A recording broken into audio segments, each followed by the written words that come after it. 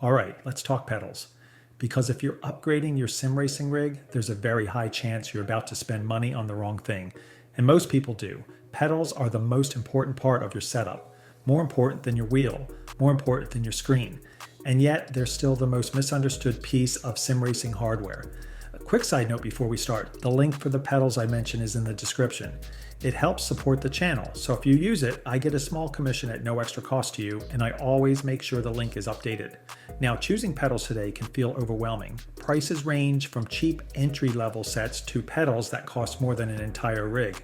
Potentiometers, load cells, hydraulics, active pedals, it's a lot. So let me simplify this and tell you what actually matters for driving better. Let's start at the beginning. Entry-level pedals are usually potentiometer based. That means the game reads how far the pedal moves. Halfway down equals roughly half brake pressure. These pedals are totally fine to get started. Logitech pedals, basic bundled sets, cheaper standalone options. I ran potentiometer pedals for years. And honestly, I thought I was consistent until I switched to a load cell. Within a few sessions, my braking point stopped moving around. I wasn't guessing anymore. That's when it clicked. A load cell brake measures force instead of distance. And for most drivers, the brain is far better at remembering braking pressure than pedal position. You're braking with your leg, not your ankle, which builds muscle memory much faster and makes consistency come naturally. That's why, for most sim racers, moving from a potentiometer brake to a load cell is the single most impactful upgrade they'll ever make. Bigger than a new wheel, bigger than more torque. This is where lap time stability really starts. And for beginners, this is usually the point where upgrading to a proper load cell brake actually makes sense.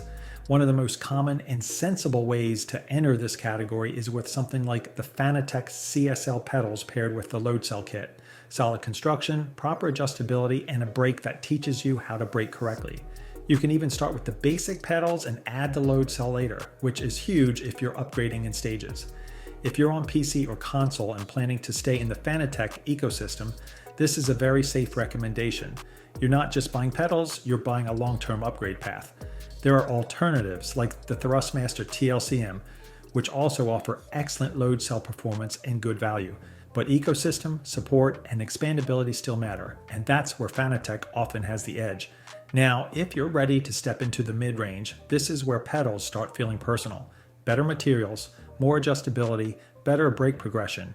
You can fine-tune pedal spacing, angle, stiffness, preload, all the things that make the pedals feel built for you, not just good enough.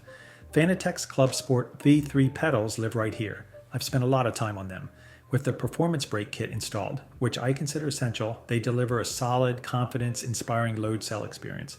The rumble motors on the brake and throttle aren't just a gimmick either. ABS and traction feedback through your feet is genuinely useful. They're not perfect. Without the right brake setup, they can feel a bit soft, and they're locked into the Fanatec ecosystem. But for console racers who want serious pedals, they're still one of the best all-around options available. On PC, this is where brands like Husingveld enter the conversation.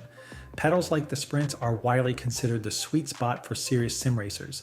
Incredible build quality, massive adjustability, and a brake feel that just makes sense. They're expensive, but they're the kind of pedals you buy once and keep for years.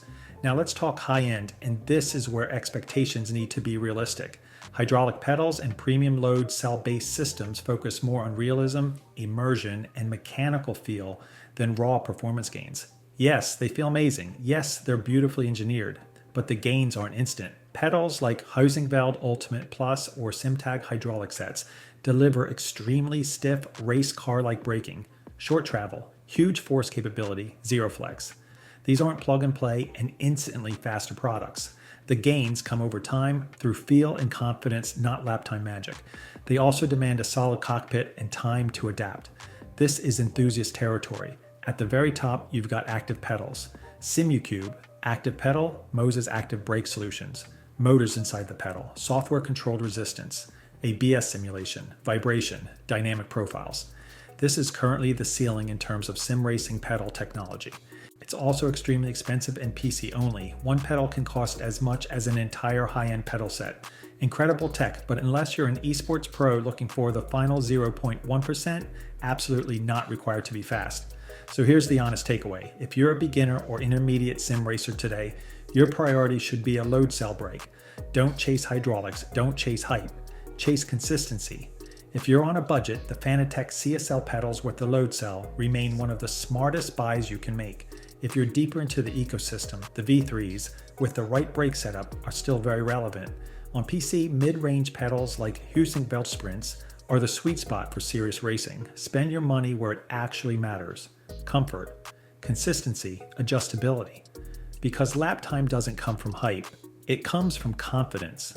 And don't forget to check the link below. It's always updated if a new deal drops. If this guide helped you, consider subscribing so you don't miss future reviews like this. See you in the next one.